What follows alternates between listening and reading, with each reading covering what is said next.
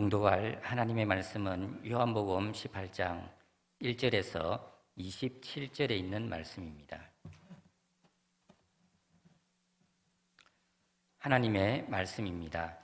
예수께서 이 말씀을 하시고 제자들과 함께 기드론 시내 건너편으로 나가시니 그곳에 동산이 있는데 제자들과 함께 들어가시니라.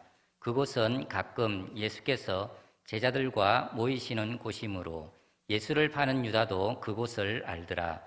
유다가 군대와 대제사장들과 바리새인들에게서 얻은 아랫사람들을 데리고 등과 횃불과 무기를 가지고 그리로 오는지라. 예수께서 그 당할 일을 다 아시고 나아가 이르시되 너희가 누구를 찾느냐?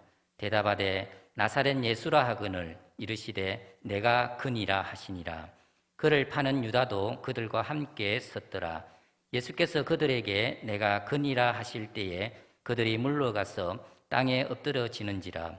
이에 다시 누구를 찾느냐고 물으신대 그들이 말하되 나사렛 예수라 하거늘 예수께서 대답하시되 너희에게 내가 그니라 하였으니 나를 찾거든 이 사람들이 가는 것은 용납하라 하시니 이는 아버지께서 내게 주신 자 중에서 하나도 잃지 아니하였사옵나이다 하신 말씀을 응하게 하려 함이르라. 이에 시몬 베드로가 칼을 가졌는데 그것을 빼어 대제사장의 종을 쳐서 오른편 귀를 베어버리니 그 종의 이름은 말고라. 예수께서 베드로들어 이르시되 칼을 칼집에 꽂으라. 아버지께서 주신 잔을 내가 마시지 아니하겠느냐 하시니라. 이에 군대와 천부장과 유대인의 아랫사람들의 예수를 잡아 결박하여 먼저 안나스에게로 끌고 가니 안나스는 그 해의 대제사장인 가야바의 장인이라.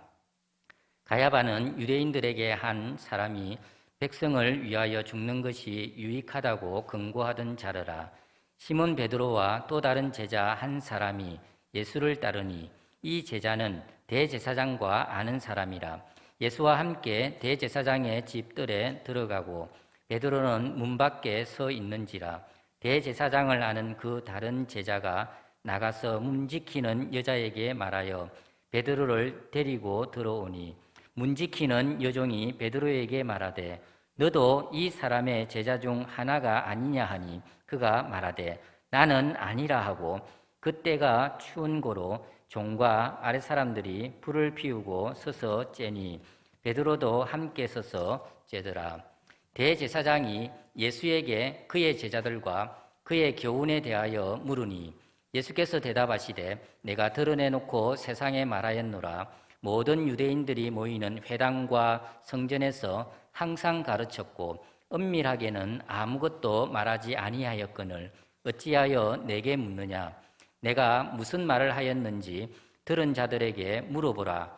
그들이 내가 하던 말을 아느니라.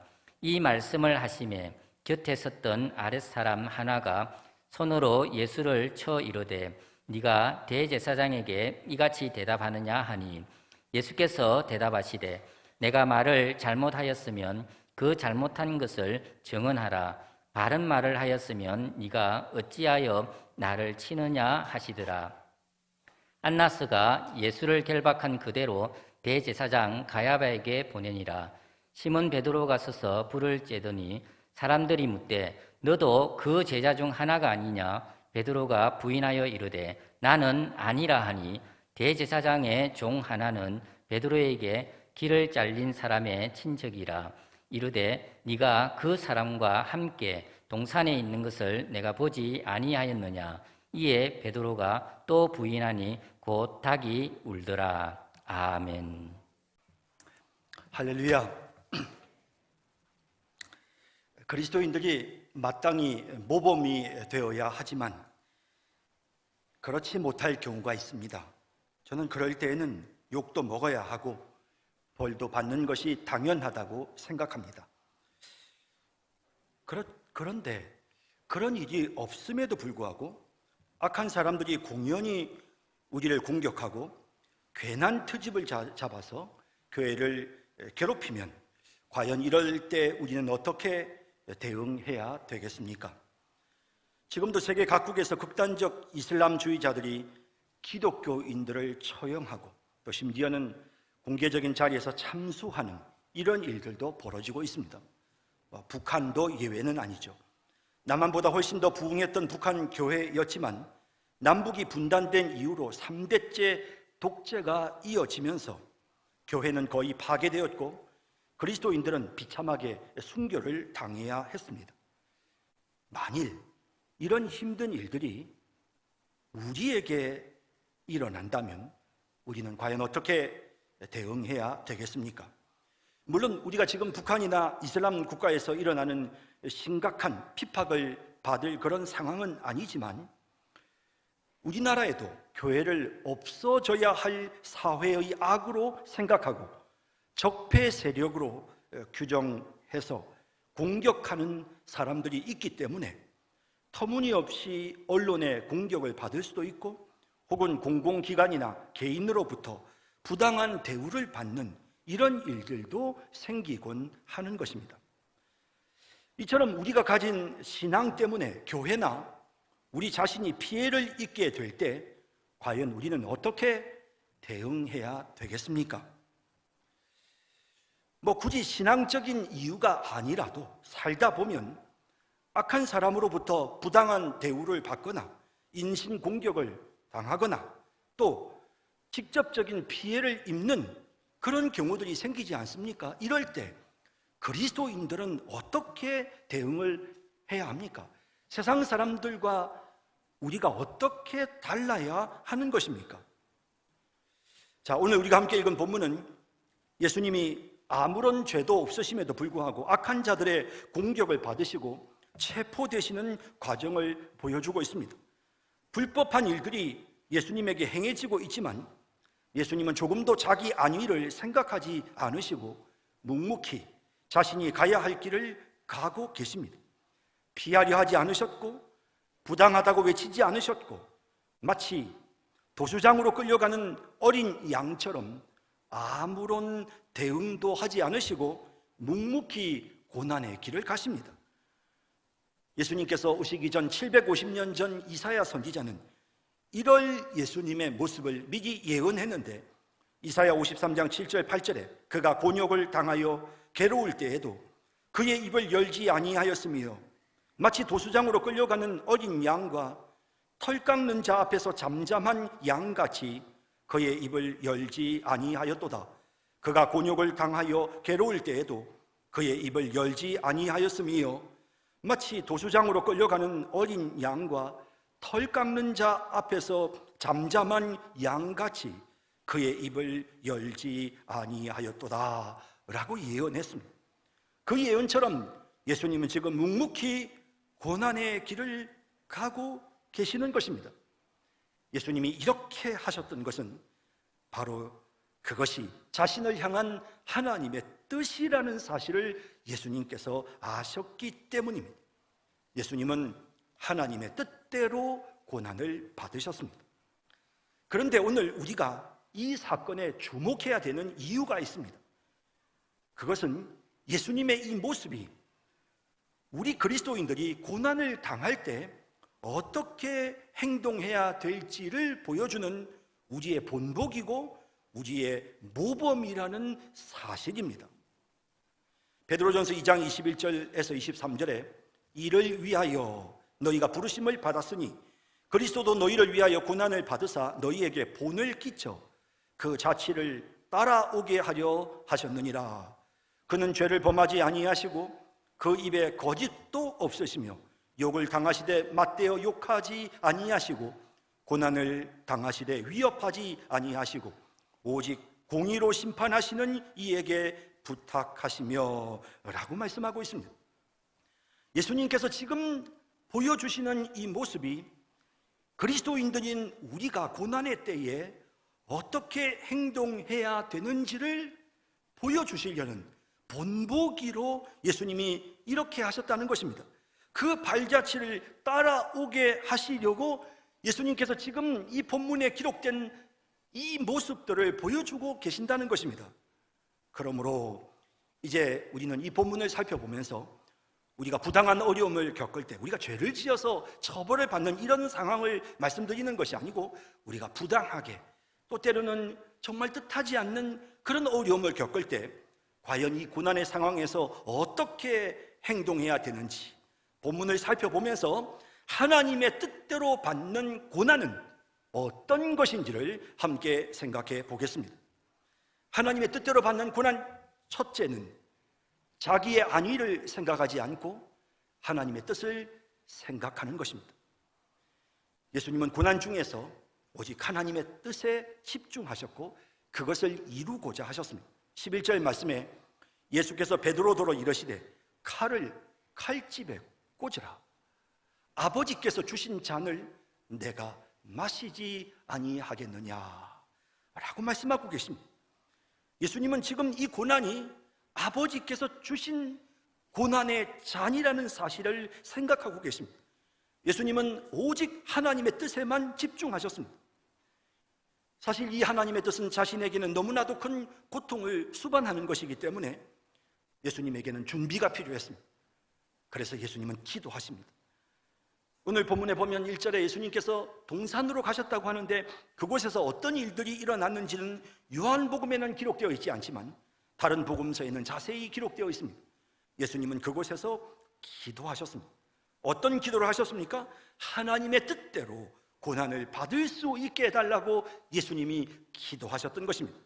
마태복음 26장 39절에 조금 나아가사 얼굴을 땅에 대시고 엎드려 기도하여 이르시되 내 아버지여 만일 할만하시거든 이 잔을 내게서 지나가게 하옵소서. 그러나 나의 원대로 마시옵고 아버지의 원대로 하옵소서 하시고, 예수님은 이런 기도를 통해서 힘을 얻으셨고 마음의 준비를 하셨습니다.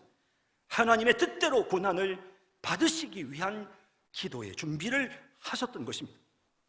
여러분, 사람들은 누구나 다른 사람들로부터 터무니없는 공격을 받으면 가장 먼저 자신의 안위를 생각합니다. 자기를 보호하는 일에 최우선을 두죠. 그러다 보니 자기의 안위를 위해서 여러 가지 방법을 씁니다. 그 중에 대표적인 것이 상대를 위협하는 것입니다. 날 건드리면 가만두지 않을 거다라는 거죠.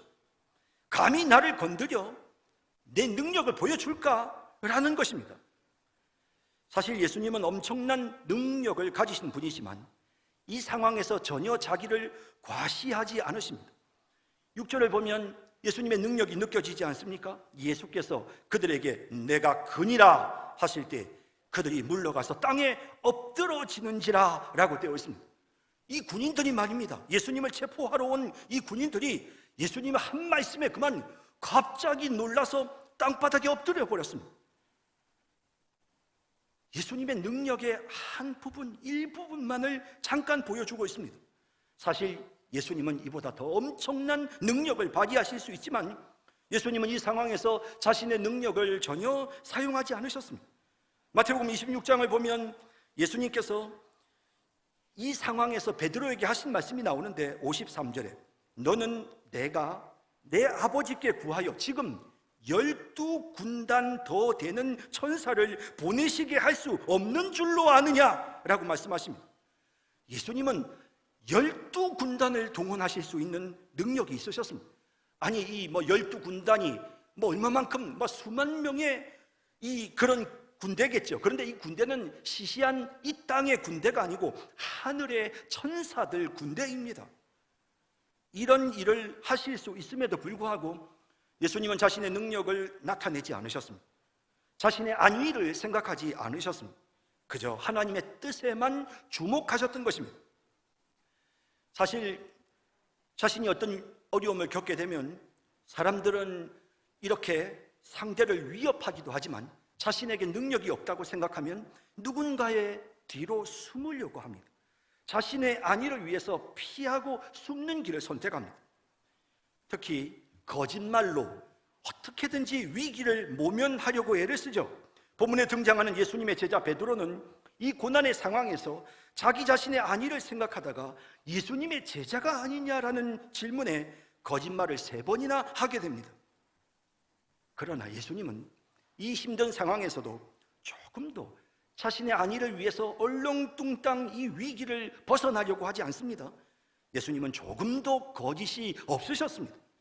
이사야 53장 9절에 이렇게 예언되어 있는데, 그는 강포를 행하지 아니하였고 그의 입에 거짓이 없었으나, 이 예언처럼 예수님은 전혀 거짓이 없는 모습으로 당당했습니다. 진실하셨고 숨김이 없으셨습니다. 대제사장이 예수님을 치조하자 예수님은 20절 21절에 이렇게 담대히 말씀하셨습니다. 예수께서 대답하시되 내가 드러내놓고 세상에 말하였노라. 모든 유대인들이 모이는 회당과 성전에서 항상 가르쳤고 은밀하게는 아무것도 말하지 아니하였거늘 어찌하여 내게 묻느냐? 내가 무슨 말을 하였는지 들은 자들에게 물어보라. 그들이 내가 하던 말을 아느니라 라고 대답하십니다. 숨기시는 것이 없습니다. 자기 안위를 위해서 좀 더 유리하게 하시려는 그런 뜻이 전혀 없습니다. 이런저런 핑계나 거짓으로 자기를 보호하려는 모습이 나타나지 않습니다. 자신의 힘을 과시해서 상대를 위협하지도 않으십니다. 그저 예수님은 하나님이 원하시는 것이 무엇인지를 생각하면서 그 고난의 현장에서 묵묵히 하나님의 뜻을 따랐던 것입니다. 이것이 어려움 속에 처한 우리 그리스도인들이 가져야 되는 가장 기본적인 마음가짐입니다. 요즘 젊은이들의 문화를 플렉스 문화라고 합니다. 자신의 능력을 과시한다라는 것인데요, 이 구부린다, 이 플렉스라는 말은 아마도 이렇게 이 팔을 구부려서 자신의 근육을 이렇게 내보이는 이런 모습 때문에 생긴 단어인 것 같습니다. 이렇게 젊은 사람들은 자신을 과시하고 남들 앞에 자신의 멋짐과 자신의 능력을 보여주려고 합니다. 그래서 명품 옷을 입고 명품 신발에 명품 가방을 매면서 사람들에게 자기를 과시하려고 하죠. 이런 경향은 젊은 사람들에만 있는 것은 아닙니다. 나이 든 사람도 좀 더 큰 집에 살려고 하고 좀 더 큰 차를 몰려고 하고 이런 것들이 다 이런 경향이라고 말할 수 있을 것입니다. 이런 분위기는 교회에서도 나타나는데, 엄청나게 큰 예배당을 짓고 대형 버스를 운행하고 그러면서 사람들에게 교회의 국회의원이 몇 명이다, 우리 교회는 의사가 몇 명이고 변호사가 몇 명이고 교수가 몇 명이다 라고 자랑하면서 지역사회에 영향력을 행사하는 이런 모습을 보게 되는데, 교회는 이런 단체가 아닌 것입니다. 어려운 일을 겪을 수 있습니다, 교회도. 그러나 세상 사람들에게 큰 소리치고 날 건드리면 가만두지 않겠다고 위협을 가하는 단체가 아닙니다. 엄청난 재판 비용을 지급하면서 법정 싸움을 할 수 있는 능력이 우리에게 있다는 걸 보여주거나, 많은 성도들을 동원해서 시위를 하는, 정말 본때를 보여주는, 그래서 우리의 힘이 얼마나 대단한지를 과시하는 이런 모습이 교회의 모습이 아니라, 자기를 부인하고 자기 십자가를 지고 하나님의 뜻에 순복하는, 이것이 진정한 교회의 모습인 것입니다. 우리 그리스도인들은 어려운 일을 겪을 때 나의 안위를 위해서 이런저런 핑계를 대면서 거짓말로 얼렁뚱땅 위기를 모면하는 이런 사람들이 되어서는 안 되는 것입니다. 우리는 언제나 고난의 상황에서도 당당해야 합니다. 부끄러울 것이 없어야 되고, 잘못한 것에 대해서는 정직하게 말하고, 책임을 져야 되는 일들은 책임을 져야 되는 것입니다. 속이거나 꾸미거나 거짓말하지 않고 정정당당하게 정면으로 뚫고 나가는 것이 우리 그리스도인들이 해야 되는 일인 것입니다. 뒤에서 숨는 존재가 아니라 앞으로 나아가서 문제를 해결하는 것입니다. 나의 안위를 생각하면서 자신의 몸을 살리는 것이 아니라, 하나님의 뜻이 뭘까? 내가 과연 이 상황에서 해야 될 일이 뭘까를 하나님 앞에 물으면서 기도하면서 하나님의 말씀을 생각하면서 그 위기의 상황을 극복하고 고난에 대응하는 우리 모든 성도님들이 다 되시기를 진심으로 바랍니다. 하나님의 뜻대로 받는 고난 둘째는 다른 사람에게 피해를 주어서는 안 됩니다. 사실 어려운 일을 겪으면 우리는 자꾸 다른 사람들을 붙잡습니다. 다른 사람들의 도움을 받으려고 하고 다른 사람 뒤에 피하려고 하는 그런 경향이 있지 않습니까? 오늘 본문을 우리가 자세히 보십시다. 예수님은 제자들을 보호하시는 일에 먼저 집중하십니다. 예수님은 자기가 바로 나사렛 예수시라는 사실을 그 무리들에게, 군인들에게 밝히시면서 자신의 제자들을 놓아줄 것을 요구하십니다. 자, 8절과 9절을 볼까요? 예수께서 대답하시되 너희에게 내가 그니라 하였으니 나를 찾거든 이 사람들이 가는 것을 용납하라 하시니 이는 아버지께서 내게 주신 자 중에서 하나도 잃지 아니하였사옵나이다 하신 말씀을 응하게 하려 함이로라. 예수님은 예언된 하나님의 말씀을 따라 지금 자기 제자들을 보호하고 계십니다. 한 사람의 제자도 잃어버리지 않으려고, 자신이 사랑하는 자신의 귀한 백성들, 하나님의 자녀들을 하나도 잃어버리지 않으려고 그 어려움 속에서도 예수님은 제자들의 안위를 생각하고 계시는 것입니다. 사실 여러분, 예수님의 입장에서는요, 이 위기의 상황에서 자신의 안위를 위해서 얼마든지 제자들을 활용할 수 있었습니다. 부당하게 지금 예수님이 체포되는 이 상황에서 사실 예수님의 제자들의 모습은 한마디로 오합지졸입니다. 그러면서 뿔뿔이 흩어져 버리고 예수님을 멀쩡히 뒷자르고 심지어는 예수님을 모른다고 부인하는 참 정말 엉터리 같은 이런 모습을 보여주고 있습니다. 이런 부분들을 보면서 우리는 예수님의 제자들도 역시 연약하구나 하는 것을 발견하지만, 또 한편으로 우리가 시각을 달리 해보면 예수님께서 자신의 안위를 위해서 제자들을 이용하지 않으셨다는 사실을 분명하게 느끼게 되는 것입니다. 전쟁에서 승리하기 위해서 지휘관이 군대를 훈련시키고 작전에 따라서 움직일 수 있도록 일사불란하게 통제해서 움직일 수 있도록 그렇게 해서 싸움에 이기는 거 아닙니까? 예수님은 이미 이 상황을 알고 계셨습니다. 그러니 지금 자신의 안위를 위해서 제자들을 충분히 훈련시키실 수 있었죠. 하지만 예수님은 자신의 안위를 위해 제자들을 이용하려 하지 않으셨습니다. 제자들을 오히려 보호하셨고 이 상황에서 그들을 떠미셨습니다. 그들이 가까이 오지 못하게 하셨습니다. 여러분, 이것이 우리 그리스도인들이 고난 중에 취해야 될 마땅한 자세입니다. 내가 힘들더라도 내 가족을 보호하고, 내가 힘들더라도 내 주변 사람들은 힘들게 하지 않게 하겠다 하는 것이 우리가 가져야 될 기본적인 마음가짐인 것입니다. 사람들이 얼마나 악한지요. 이용합니다. 자기를 위해서 이용합니다. 그래서 뇌물을 주고 과분한 호의를 베풀고 특별한 혜택을 주었다가 결정적인 순간에 그 사람 써먹습니다. 여러분, 그리스도인들은 이렇게 살아서는 안 되는 것입니다. 위기의 상황에서 사람들을 움직일 수 있는 능력이 되는 사람들은 이렇게 사람들을 이용하지만, 또 반면에 사람을 움직일 수 있는 능력이 없는 사람들은 다른 사람들 뒤에 숨습니다. 다른 사람들에게 의존하는 그런 경향들이 생기죠. 이것도 잘못입니다. 사람을 이용한 것도 잘못이지만 사람을 의지하는 것도 잘못입니다. 우리는 그저 하나님을 바라보며 이 어려움 속에서도 흔들리지 말아야 되며, 사람을 의지하지 않고 하나님을 의지하는 자는 복을 받습니다. 시편 146편 3절에서 5절에 귀인들을 의지하지 말며, 권세 있는 그런 높은 직위에 있는 사람들을 의지하지 말라는 겁니다. 도울 힘이 없는 인생도 의지하지 말지니 그의 호흡이 끊어지면 흙으로 돌아가서 그날에 그의 생각이 소멸하기로다. 야곱의 하나님을 자기의 도움으로 삼으며 여호와 자기 하나님에게 자기의 소망을 두는 자는 복이 있도다 라고 하십니다. 사람을 의지하는 자의 결말은 비참합니다. 예레미야 17장 5절에서 6절에 여호와께서 이와 같이 말씀하시니라. 무릇 사람을 믿으며 육신으로 그 힘을 삼고 마음이 여호와에게서 떠난 그 사람은 저주를 받을 것이라. 그는 사막의 떨기나무 같아서 좋은 일이 오는 것을 보지 못하고 강약 간조한 곳 건건한 땅, 사람이 살지 않는 땅에 살리라 라고 분명히 말씀하고 있습니다. 사람을 이용해서도 안 되고 사람을 의지해서도 안 돼요. 안타까운 일은요, 사람이 힘들면요 자신의 안위를 위해서 사람들을 자기 편으로 만듭니다. 파당이 생기는 것이 다 이런 이유 때문입니다.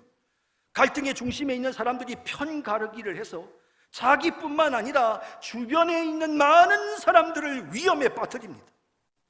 이건 사랑이 아닙니다. 자기 자신을 위해 주변에 있는 모든 사람들을 다 죽이는 것입니다. 결국에는 이런 사람들은요, 자기도 죽습니다. 성도 여러분, 사람이 가장 귀합니다.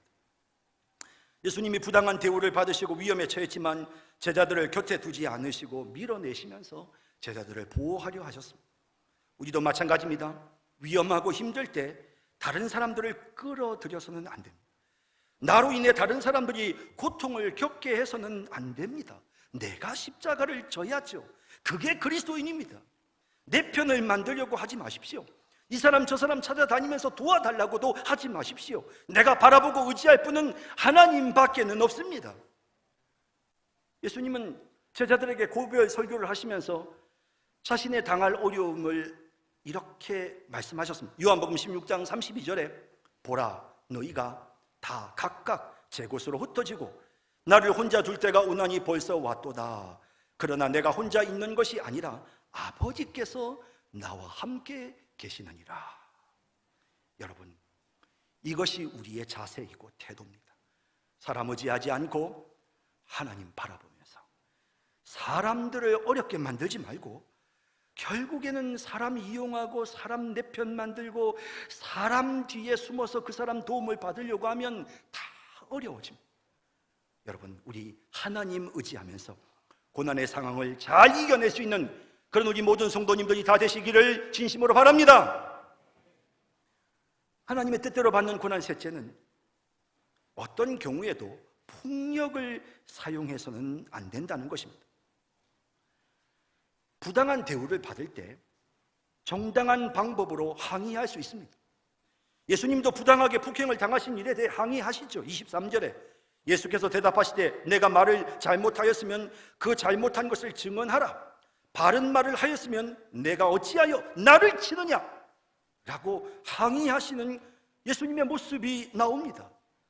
하지만 예수님이 같이 주먹질을 하지는 않으셨습니다. 그들을 향해 무력을 사용하지 않으셨습니다. 예수님은 베드로가 칼을 빼들려 할 때 사용하지 못하게 하셨습니다. 본문 11절에 예수께서 베드로더러 이르시되 칼을 칼집에 꽂으라. 마태복음은 이 부분을 좀 더 이렇게 상세하게 설명합니다. 26장 52절에 이에 예수께서 이르시되 내 칼을 도로 칼집에 꽂으라. 칼을 가지는 자는 다 칼로 망하느니라. 예수님은 어떤 경우에도 폭력으로 문제를 해결해서는 안 된다고 말씀하셨습니다.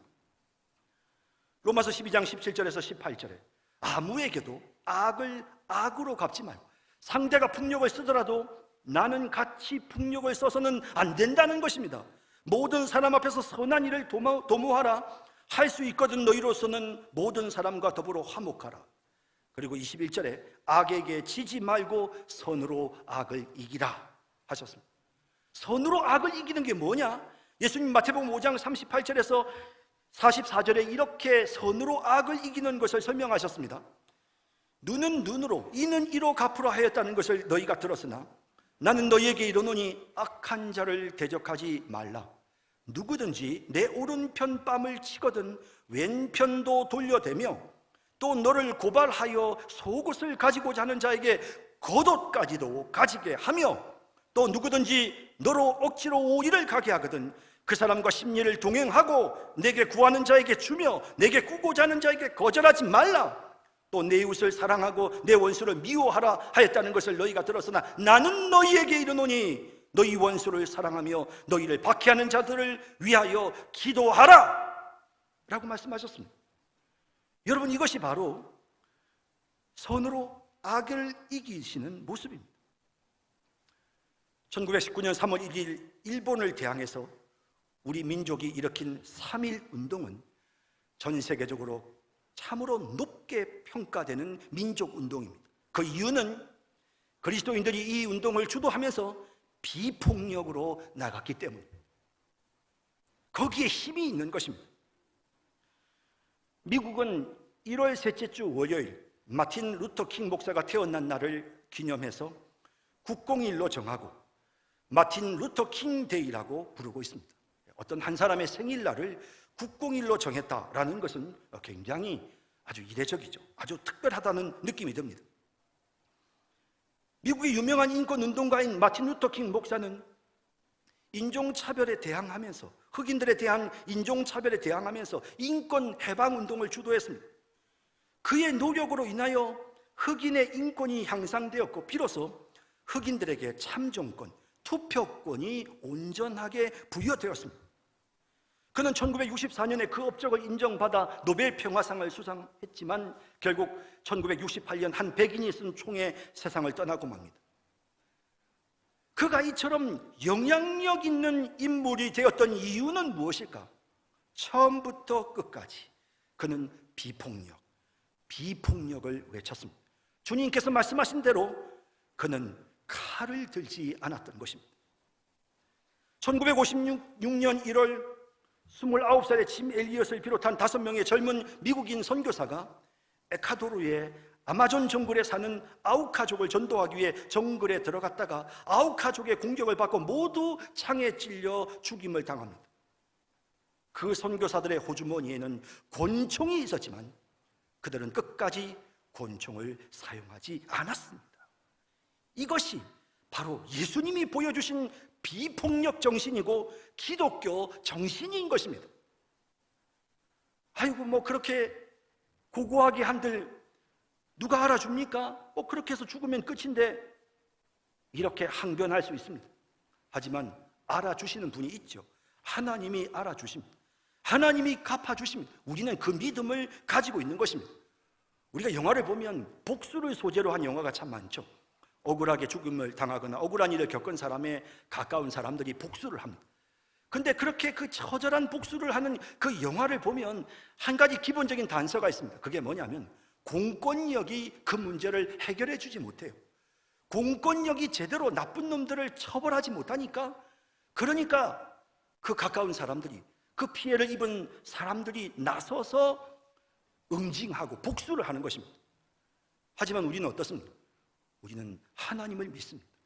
하나님께서 응징하시고 하나님이 처벌하신다는 사실을 믿으니까 우리는 더 이상 우리 스스로가 응징하고 복수하려는 마음을 갖지 않게 되는 것입니다. 로마서 12장 19절에 내 사랑하는 자들아 너희가 친히 원수를 갚지 말고 하나님의 진노하심에 맡기라. 기록되었으되 원수 갚는 것이 내게 있으니 내가 갚으리라고 주께서 말씀하십니다. 주님이 원수를 갚으십니다. 억울하게 고통당하며 그렇게 우리가 그 고통 속에서 우리가 괴로움을 당할 때 우리는 우리의 영혼을 하나님이 책임지신다는 사실을 믿어야 합니다. 그냥 내가 피해를 입고 끝나는 것이 아니고 하나님께서 책임지십니다. 그래서 베드로전서 4장 19절은 그러므로 하나님의 뜻대로 고난을 받는 자들은 또한 선을 행하는 가운데 그 영혼을 미쁘신 창조주께 의탁할지어다. 그 영혼을 하나님께 의탁하라. 하나님이 책임지신다고 말씀하고 있는 것입니다. 죄 없는 사람에게 누명을 씌워 죽이려는 가장 잔인한 폭력의 현장에서도 예수님은 평화의 왕이 되셨습니다. 이것이 바로 하나님의 방식입니다. 악을 선으로 갚아주는 것입니다. 이것이 기독교의 정신이고 이것이 우리가 실천해야 될 삶의 모습입니다. 어떤 경우에도 폭력은 안 됩니다. 여러분, 폭력이라는 것이 단순히 주먹질만 의미하는 것은 아닙니다. 칼이나 총을 사용하는 그것만이 폭력이 아니라 상대의 마음에 해를 입혀도 폭력입니다. 우리가 때로는 자녀들의 훈육을 위해서 체벌을 할 수도 있지만, 그러나 그 선이 넘어가서 몸에 상처를 주고 마음에 상처를 입히면 그럼 그거는 폭력입니다. 가정에서 얼마나 많은 지금 폭력이 이루어지는지 모릅니다. 우리는 은혜로운 말을 해야 합니다. 부드러운 말을 해야 됩니다. 그런데 내가 한 말들이 다른 사람들에게 깊은 상처를 주면 그건 그 사람이 아무리 아니라고 해도 폭력입니다. 인터넷에 악성 댓글을 달아서 상대에게 상처를 주는 것도 폭력입니다. 다른 사람들의 부끄러운 면을 폭로하는 것도 무서운 폭력입니다. 상대가 수치심을 느끼는 농담을 하는 것도 폭력입니다. 속상하고 힘들다고 집어 던지는 거. 요즘 가끔 드라마를 보면 뭐 좀 기분 나쁘면 그 드라마에 출연한 사람들이 막 책상에 있는 물건들을 그냥 싹 집어 던져버리는 이런 모습들이 자주 나오더라고요. 이거 폭력입니다. 가족들이 볼 때 그것을 지켜보는 사람들에게는 그건 무서운 폭력인 것입니다. 그러므로 우리는 스스로를 돌아보며 그런 폭력을 사용하지 말아야 합니다. 회개하셔야 합니다. 만약 여러분들이 그렇게 했다면, 여러분들이 집에서 소리 지르셨다면, 여러분들이 집에서 집어 던지셨다면 그건 폭력입니다. 여러분, 회개해야 되는 것입니다. 어떤 교회들은 자신의 이권을 위해서 화염병을 던지고 교회 철조망을 치고 싸웁니다. 폭력입니다. 멱살을 잡고 큰 소리로 상대를 비난하는 거 폭력입니다. 칼을 든거나 하나도 다르지 않은 폭력입니다. 아무리 힘든 상황이 찾아와도 폭력을 사용하지 않는 그런 우리 모두가 되어야 합니다. 그것이 하나님의 뜻대로 받는 고난의 모습입니다. 이제 말씀을 맺겠습니다. 고난을 원하는 사람이 누가 있겠습니까? 고난은 좋은 것도 아닙니다. 하지만 고난은 우리에게 닥쳐옵니다. 끊임없이 우리에게 고난이 옵니다. 그럴 때 우리는 하나님의 뜻대로 고난을 받아야 합니다. 좀 힘들다고 내 기분대로 대응하면 안 됩니다. 폭력 쓰면 안 됩니다, 여러분. 다른 사람들에게 피해를 줘서는 안 됩니다. 나만 생각하는 이기주의자가 되어서도 안 되고 이런저런 거짓말로 위기를 모면하려 해서도 안 됩니다. 힘든 상황일수록 타인을 배려하고 온유한 마음으로 하나님을 바라보아야 합니다. 나 자신의 안위를 생각하는 이 욕심을 다 내려놓을 때, 그러면서 하나님의 뜻에 집중할 때 우리는 고난을 극복하고 이겨낼 수 있는 것입니다.